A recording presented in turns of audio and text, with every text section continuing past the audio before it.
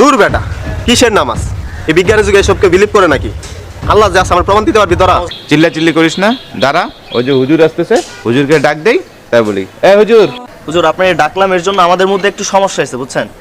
আমার বন্ধু উল্টাপাল্টা কথা বলছে একটু। দাঁড়া, হুজুরের সাথে আমি কথা বলতেছি।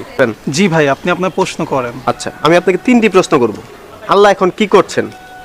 দ্বিতীয় প্রশ্ন, আল্লাহ যে একজন আছেন, হ্যাঁ, এটা আমি কিভাবে বিশ্বাস করব? আর আমার তৃতীয় প্রশ্ন, ইবলিস হচ্ছে আগুনের তৈরি, আর জাহান্নামে আগুনে পুড়িয়ে শাস্তি দেওয়া হবে। তাহলে আগুনে পুড়ে বা মিশে কিভাবে শাস্তি হয়?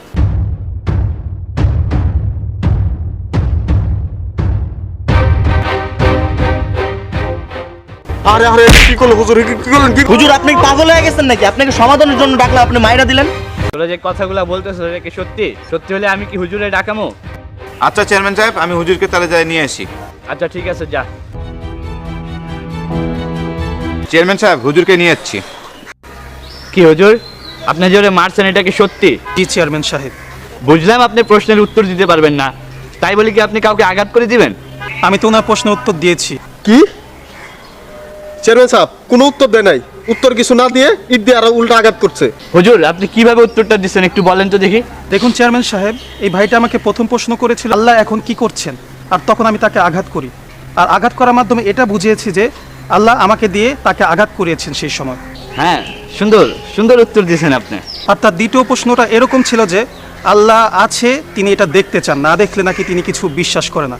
তো এই প্রশ্নের অ্যান্সার আমি আপনাকে দিচ্ছি, তার আগে আমি একটু তার মাথাটা একটু দেখতে চাই। কোথায় ব্যথা পেয়েছেন? কোথায় ভাই? আমি তো কোনো ব্যথাই দেখতে পাচ্ছি না। ধর্মী, আপনি কি ফাজলিমি করেন আমার লাগে? ব্যথা কি দেখা যায়?